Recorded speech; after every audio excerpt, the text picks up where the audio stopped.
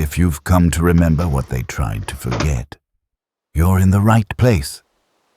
Let me know where you're listening from and how late it is.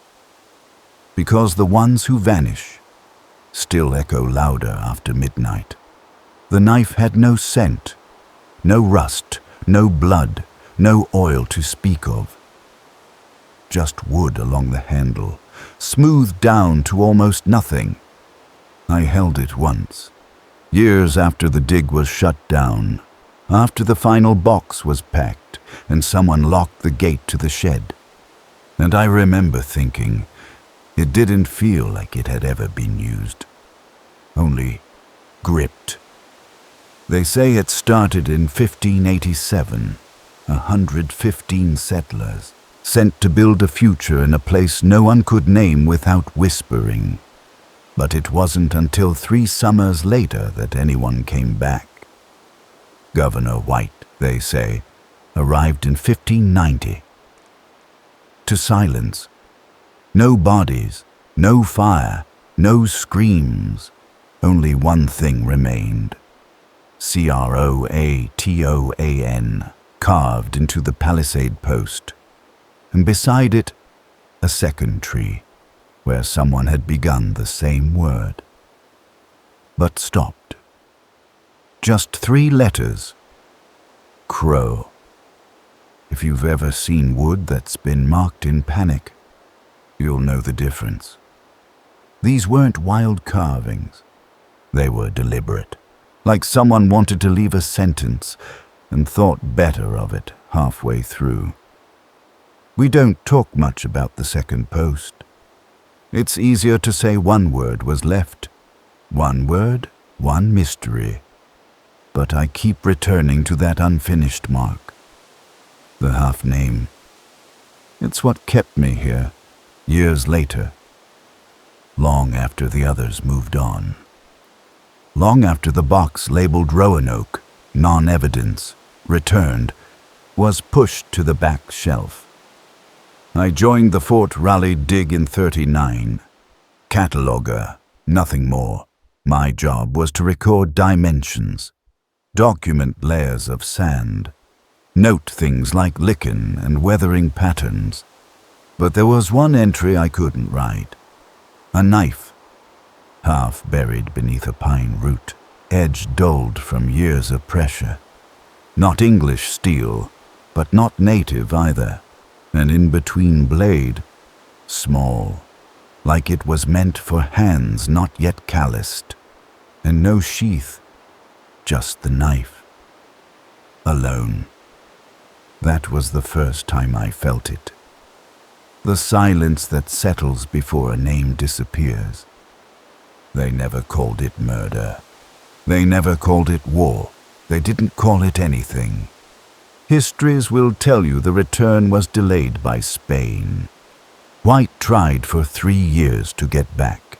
He sailed, was blown off course, returned, tried again, and by then, it was too late. They write that part clean, in footnotes. But what you feel, standing among the ruined posts, is how quiet it must have been that last night. And how loud the carving must have sounded. Names don't echo in silence, but blades do. There's a belief, still told in the Barrier Islands, that a name carved into wood stays warm if the soul is unsettled. They used to press their fingers to the bark, to feel whether the spirit had moved on. The day we unearthed the post remnant, a man from the island was asked to examine it. He didn't touch it, didn't speak. He just stood there, then walked away quietly. He never came back. It's not just the carving that haunts me. It's the pause before it. Someone started that second word. Crow. But something, or someone, stopped them. And that hesitation has lived longer than any scream. I never filed the knife. It didn't feel like it belonged in a box. Instead, I wrapped it in linen, and placed it in the drawer labeled weather debris, unconfirmed use. Some nights, I imagined I could still hear it, scraping wood, in a hand too afraid to finish the word. If you've ever looked at something that shouldn't have survived, a shoe too small, a teacup without its pair, you'll know what I mean. It's not what the object is, it's what it outlived. They found Croatoan carved into the palisade, but not a single stone out of place, no drag marks, no footprints, not even ashes. A full colony, gone, without panic, without goodbye. Just one word and a half. I still think about the blade, how light it felt, how cool even in summer. Some tools are made for work, others for memory. This one? I think it was for silence. And in silence, names don't echo. But if you press your palm to the word, sometimes it still feels warm. The blade felt different in winter. Lighter, hollow almost, as if the cold had taken something out of it. By then, it had been wrapped in linen for months, tucked in the drawer below the maps. But one January morning, I reached for it again, and it no longer felt like a tool, it felt like a message. One left for someone else, but now, in my hands. If you've ever held something that doesn't belong to you, not stolen, but misplaced, so you'll understand. There's a weight to it, not in mass, but in memory. You begin to wonder why it survived when so much else didn't, and whether you were meant to find it at all. There was a record. An old field report typed up in 1940, marked secondary, signed with initials only, ELM. It noted, blade found under Pine Root, West Trench, not consistent with colonial issue, handle worn smooth, edge inert, and below that, a hand-scrawled line in pencil. If personal, might explain unfinished carving. Otherwise, anomaly. Anomaly. That word again. The contradiction had always been the timeline. White left Roanoke in 1587 to return to England for supplies, but the war with Spain halted him. Ships were commandeered, missions were postponed. Years passed, and when he finally returned in 1590, the colony was gone. What confuses most people is this. White gave specific instructions. He told the settlers, if danger forced them to flee, carve a Maltese cross into the nearest tree. There was no cross, just the word Croatoan, and a second attempt that never finished. No signs of struggle, no fire, no remains. And yet, in his own journal, White wrote, I greatly joyed that I had found a certain token of their safe being, as if it were relief, not grief. That's what kept me up. How do you lose everyone and call it a token of joy? Maybe it was denial, or maybe he recognized the word not as a destination, but as a warning. There's a saying from the islanders. Names are borrowed from the wind, but Croatoan was carved in. They never say the word out loud. Even now, locals won't paint it, won't write it on signs. not even in jest. And once, when I asked a groundskeeper why, he said softly, "It's a name that doesn't forget who said it." That winter, I made a mistake. I took the blade from the linen and pressed it gently into a pine plank to see if it would still carve. I didn't write anything. Just one line, shallow, crooked. But when I turned the plank over later, I saw a faint curve, unintentional, but shaped like a letter. Sa and I remember pausing, blade still in hand, feeling that old silence creep in again. I didn't finish the mark. I wrapped the knife again, tighter this time, and I never touched the wood again. Sometimes I think the settlers didn't mean to leave a clue. They meant to leave a question, one we were never meant to answer, one we keep asking anyway. Croatoan. Was it a place, a people, a warning, or just the last thing they could think to write? If you've ever walked into a room and forgotten why you came, you'll know the feeling. You stare at the walls, look for signs, and the silence makes you forget what you were looking for. That's what the settlement felt like. Intact, but emptied, like it was cleared of meaning before anyone could remember it. There's one more thing in the report. It's not typed. It's in the margin of page 3. Written in a curl of pencil, knife weight equals approximately 148 grams. Handle smooth. Suggests use by young. And then a line beneath, quickly crossed out. Possible girl? I don't know why that part stayed with me. Maybe because it was erased. Maybe because it was guessed. But I still remember it. Possible girl. The one who might have carved half a word, or held the knife, or pressed her fingers to the bark before walking into the trees. It's not just the blade. It's what it asked me to carry. And what I didn't. Names don't echo in silence.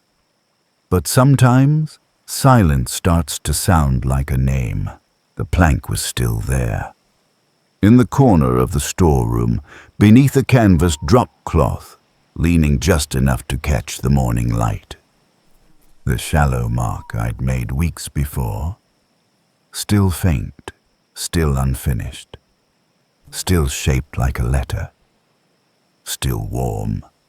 I hadn't touched it since, but I checked it often, as if it might deepen on its own. If you've ever returned to something you didn't mean to leave behind, you know that moment, where your breath pulls short, and you wonder if it's changed, or if you have. That day, I brought gloves. Not to protect the wood, to protect me, but fabric can't hide dread, only delay it. There's a journal entry dash, not in White's own hand, but copied later by a ship clerk. It describes the first moment White stepped ashore in 1590. The report reads, "The houses were taken down, the place very strongly enclosed with a high palisade. At the entrance, upon one of the chief posts, was the word Croatoan carved fair in capital letters. But then, in the margin, another line. No Maltese cross found. That's the part no one talks about. Because it should have been there. It was the only sign they were told to leave. If something had gone wrong. And yet, nothing. Just a word, not a warning, not a farewell, just a name, and no sign of who carved it. There's a belief, one I learned too late, that if you carve a name during a storm, the sound is carried farther. than the name itself. Some say the wind remembers what the wood forgets, and that's why, even now, locals go quiet during rain. They don't say names. They don't speak of the lost. The wind listens too closely. I held the knife again, still wrapped, but not untouched. I pressed the flat side against the plank, not to carve, not to cut, just to feel its weight. But the handle had begun to split. Right where my thumb rested, a fracture in the grain, invisible before. Now, soft to the touch, like something hollowed it from inside. The knife was breaking. Quietly, that's when I noticed the scratch on the inside of the drawer where it had been stored. A curve, then a line, then another. 3 shallow strokes, in a shape I didn't put there. CRO. I closed the drawer, and this time, I didn't open it again. Would you have opened it? Would you have finished the word? Would you have looked beneath the post to see what else might still be waiting? Because there is one theory, old, disputed, but recorded, that the settlers left willingly, that they joined the Croatoan people on nearby Hatteras Island, that they were absorbed, given names, new rituals, new silence, but that theory, it's never been proven. Not a single body, not a single grave, not one confirmed descendant, just stories and silence. One dispatch from 1607, long after Roanoke, mentions a nearby tribe that refused to settle in the ruins. When asked why, the translator recorded, "Because those who vanish do not like to be found again." That line stayed in the margin, never cited in formal reports. But I've seen the copy. I traced it with my finger. The ink had blurred, as if someone had tried to rub it out, but the words were still there, just like the knife, just like the unfinished carving. If you've ever closed a drawer too slowly, watched your own hand hesitate, you'll know the feeling, and it's not fear. Not exactly. It's the knowledge that something once known is no longer yours to uncover, and that touching it might make it disappear completely. The knife handle split clean that night. I didn't see it happen, only heard it, a soft crack, like a twig under snow. The linen unwrapped itself slightly by morning, and there it was. 2 pieces, still shaped like something whole, but no longer able to cut. I didn't tape it, didn't glue, didn't file a report. I wrapped both halves, laid them in separate drawers, and walked away. Some things shouldn't be finished. Names don't echo in silence. But sometimes the knife keeps carving anyway. It had been 2 weeks since I last unwrapped the knife. I told myself I was done, that what broke should stay that way. But that silence, it never stays still. If you've ever tried to forget something, by hiding it in a drawer, you already know. Objects remember, even when we don't want them to.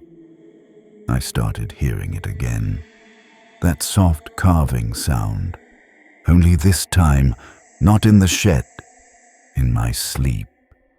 One night I dreamt I was walking through the ruined palisade, holding both halves of the blade in my hands. But the carving was already finished. The word was full, Not C-R-O, not C-R-O-A-T-O-A-N, just one long mark, repeated over and over into the wood, until the post itself splintered. I woke with my hands pressed together, as if they were still holding the handle, and when I opened them, I found a shallow line across my palm. Just one, but it stung. That was when I stopped sleeping near the drawers. There's a contradiction in one of the coastal records. In 1609, nearly 2 decades after the colony vanished, an Englishman named William Strachey claimed some settlers had been seen, alive among the native towns. One detail was specific: slain with a mandoag, beaten to death with 4 clubs. But no names were recorded, no confirmation, no remains recovered. And in the same account, Strachey says, "It is not known whether they died in that place or were but spoken of." That's what haunts me, not the deaths, the uncertainty. How can you kill someone you can't even confirm was there? Some in the archives believed Strachey invented it, that he borrowed the tale to warn others what might happen if colonies were abandoned again. But still, it's written, preserved, filed, and I've seen the ink. It looks rushed, like someone copied it fast and didn't want to hold the words too long. There's a whisper among Hatteras descendants, a quiet belief that the settlers carved more than just Croatoan. Some say there were initials, a second word, something lost in bark or soil. But every excavation, even the early ones from 1895 aboard, came up empty. No second post, no second name, just the word, and the pause after it. C-R-O. I reopened the drawer in the shed. Not because I wanted to, because I needed to know. If the crack had grown, it hadn't. Instead, the linen around the broken knife had blackened at the edges, not stained, darkened, like heat had passed through it, or time. I lifted it only once, and the fabric left a faint line of soot across my fingers. That was the last time I touched it. I never held the blade again. I didn't need to. It had already done what it came to do. There's a line in a letter from 1602. This one harder to find. It's not in the main index. You have to pull the handwritten logs.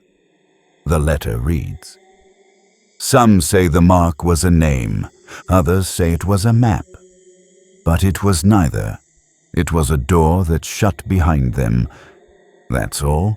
No author, no signature, no mention of Roanoke directly. But the paper was catalogued, with the rest of the Fort Raleigh scans. It had to mean something.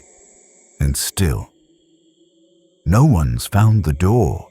If you've ever traced the same line into paper over and over again until it tears, you'll understand. It's not about the word. It's about the pressure, the repetition, the need to leave something.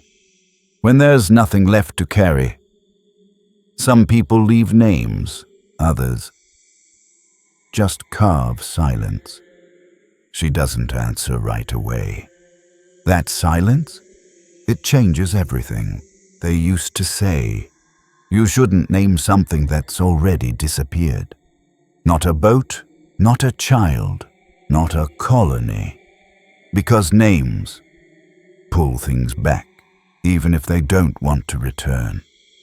If you've ever found something you forgot you buried, something small, half ruined, You'll know the feeling. You don't remember why you left it there, only that it was meant to stay hidden. And yet, your hands still reach for it, even when they shouldn't. There was a dispatch, dated 1612. It wasn't about Roanoke directly, but it described a structure deep in the woods of what's now Dare County. A lone wall, overgrown, water-damaged. Inside, nothing but a fire pit and a line carved into the stone. Not Croatoan, not a name, just a number. 115. That's how many went missing. And the report doesn't explain why that number would be carved. Decades later, in a place no one admitted to searching, some researchers dismissed it, called it a hoax, a weathered crack mistaken for meaning. But one field archivist wrote, "The mark is intentional. Same stroke pattern as coastal palisade post. Same depth." They stopped referencing it after that. The site was never excavated again. I returned to my logbook after weeks away. I hadn't written since the linen darkened, but something made me open it. Page 47. Knife entry. Marked as unconfirmed artifact, non-colonial origin. I scratched a line beneath the existing note. 3 words. No longer intact. And then, without meaning to, I touched the page with the edge of my hand. A faint smudge appeared. Dark gray. I hadn't realized. My palm was still marked. From the soot from the drawer. And I didn't wipe it away. Some names aren't written with ink.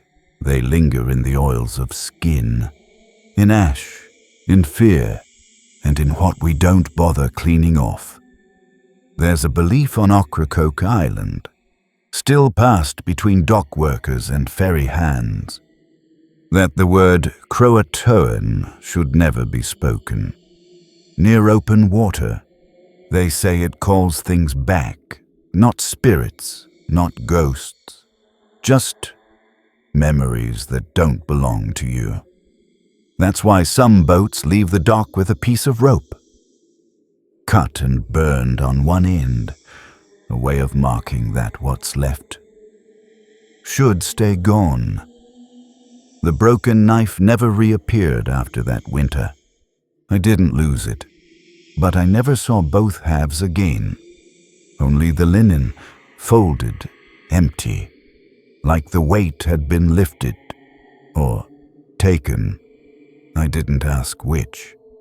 Would you have opened it again, even if it meant feeling what they felt on the day they stopped carving, even if it meant you wouldn't be able to stop?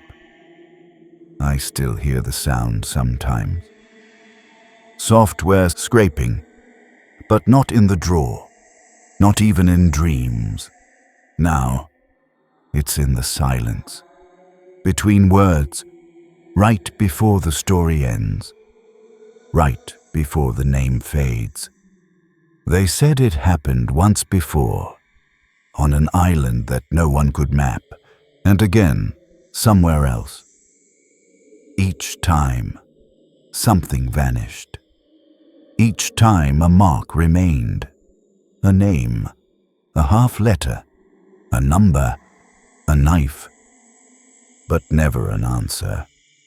If you've ever been asked to explain something you couldn't prove, you'll know what that silence feels like.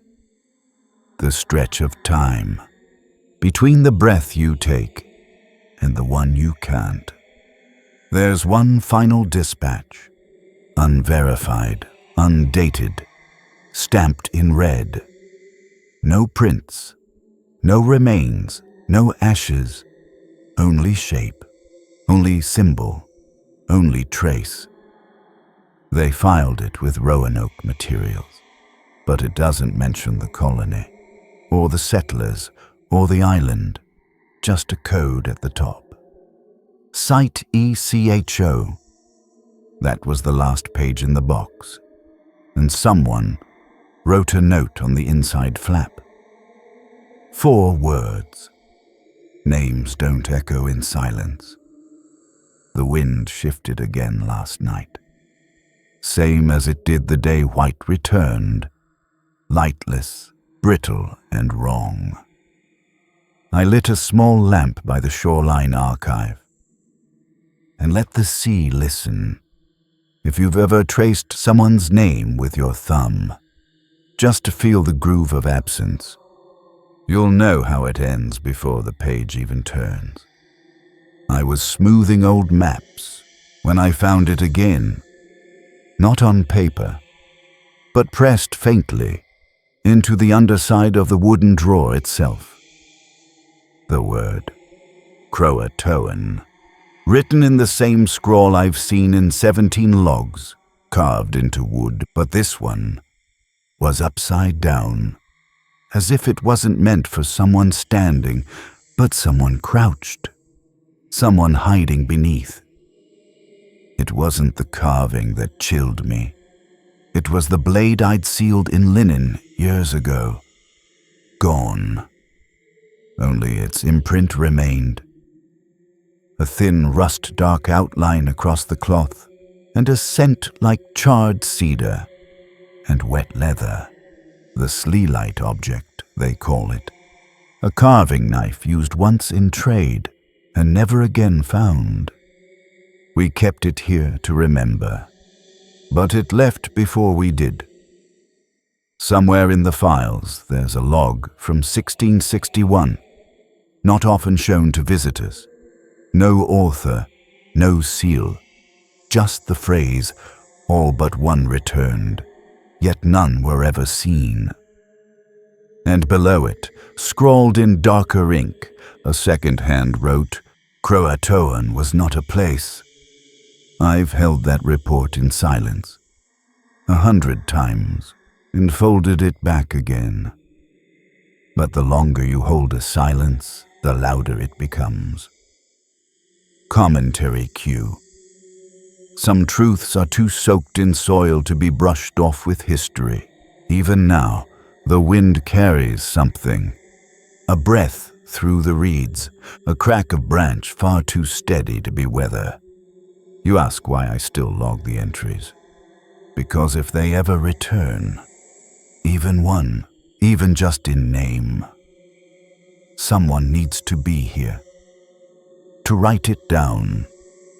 Tonight, I wrote my own name backwards into the ash that had settled on the sill. It disappeared by morning, but the outline remained. The mirror image of silence. It matches the first log we found, the one with only the child's name repeated. Virginia. Virginia. Virginia. They say her footprints were never found. But I wonder, if you carve a name too deep, does it stop being memory and become ritual? The knife never came back. It didn't need to. Its job was not to cut, but to be remembered. Croatoan, I whispered again tonight. Not to the wind, but to the place beneath it. And that's where I'll leave this. The last drawer, still open, still empty, still waiting. For someone else to press their palm into the mark and ask, was the knife ever here at all? Before you leave this place, leave a trace of your name below. Tell me the time, where you are, and how far the tide has come.